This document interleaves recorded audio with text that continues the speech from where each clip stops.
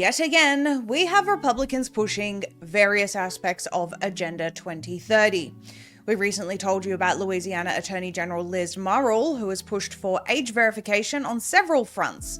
Age verification is, of course, a way to lock adults into Bill Gates, UN, and the WEF's policies of digital ID for every single adult online under the guise of protecting children. Well, now Ohio State Representative Roy Kloppenstein is pushing yet another dystopian agenda, allowing utility companies to control and adjust customer thermostats remotely during periods of high demand. Take a listen. The Ohio State House introduced a bill this week that would allow utility companies to automatically adjust your thermostat at your house. House Bill 427 would create a voluntary demand response program.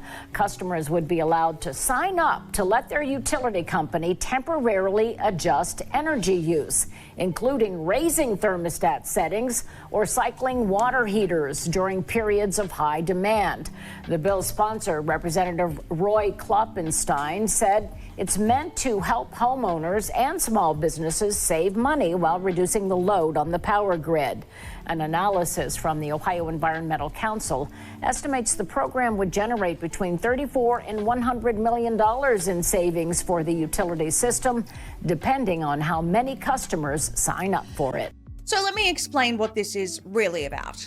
All of these programs, be it smart meters, smart appliances, giving private companies control over your energy or utilities, are all about the same thing: control.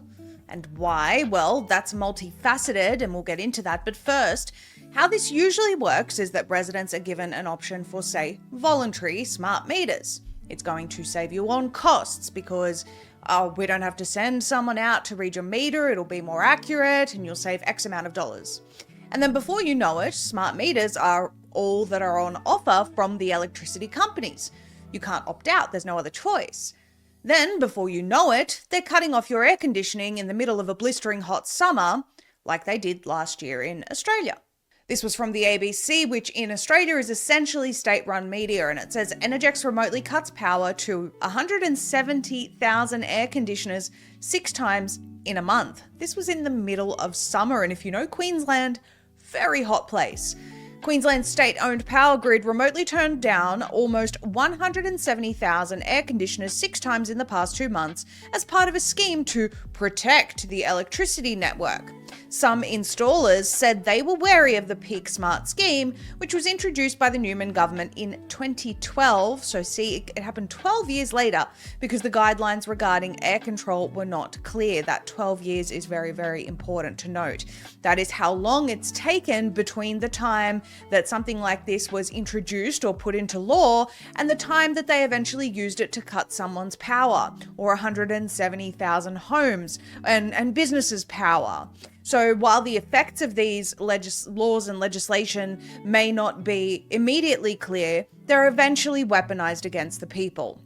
It goes on, Energex and Ergon access air conditioners through Peak Smart meters, which are controlled via power lines, usually in return for access to a cash rebate of up to $400. So a similar sell. It's going to save you money, or you're going to get a rebate.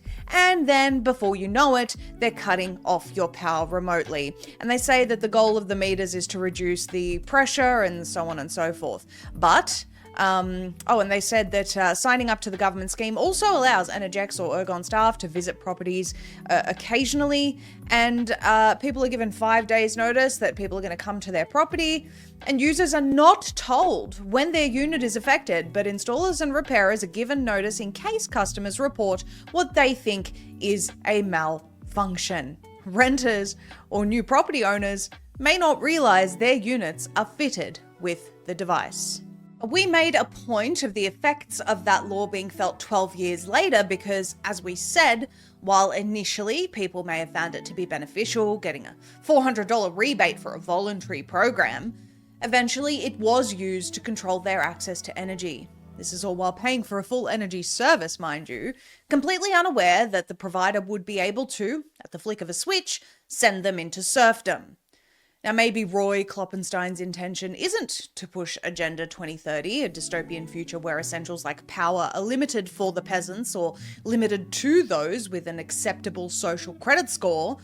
But we are a lot closer today to that reality than we were 12 years ago when a similar thing was introduced in Australia that eventually did lead to people having essential resources limited or cut off against their will. Not to mention, and here's the big part, the data centers are going to need a heck of a lot of energy and resources. And here's an article about just that from High Country News just last month. The West's data centers suck water and power. From simple searches to ChatGPT, the big digital build-up threatens the grid and water supplies. It says this May, Stack's Capital Partners applied for a permit to install turbines fueled by methane from oil wells on Alaska's North Slope. The temporary facilities would serve as a proof of concept for a much larger gas-fired power plant, with an output equal to that of the state's largest coal-fired plant, all of whose electricity would go to a planned Bitcoin mining data center located nearby. The Alaska-based company told Northern Journal it hopes to create the playbook for sustainable, at-scale Bitcoin mining in Alaska. But sustainable Bitcoin mining is an oxymoron, given the enormous amounts of power and water data centers consume. The massive server banks that run nearly every aspect of our digital world churn away in warehouse-like buildings in Phoenix, Las Vegas, rural Washington, and Wyoming, each gobbling as much electricity as a small city to process AI queries, cryptocurrency extraction, and other aspects of our increasingly cloud-based society. The harder they work, the hotter they get, and the more power and water they need to cool off. So no, a legislation that aims to give utility companies the ability to control your energy use in light of this sweeping AI agenda in a state that just so happens to be building a lot of data centers is not a good idea. We've already seen residents in Texas who are already under water restrictions having data centers planned in their areas to, I guess, suck the rest of what is keeping them afloat completely dry. It just so happens that Ohio has emerged as a leading US state for data centers, particularly in central Ohio, due to factors like favorable tax incentives, available power, for now, and a strategic Midwest location, says Google. Major companies like Amazon, Google, and Meta have established or announced plans for large facilities in areas such as New Albany and Licking County, though Microsoft recently scaled back its project. Maybe until Kloppenstein's bill is passed? There are some key aspects to the globalist goal of achieving the fourth industrial revolution. Apart from the AI dystopian surveillance state where everyone has to link their ID to their online activities, the plan is also to ensure there are less and less resources for the people, making them more and more dependent on the state. If the past few years has taught us anything, we cannot allow ourselves to trade convenience or even temporary relief for the possibility of slavery. Ohio, you cannot let this bill pass.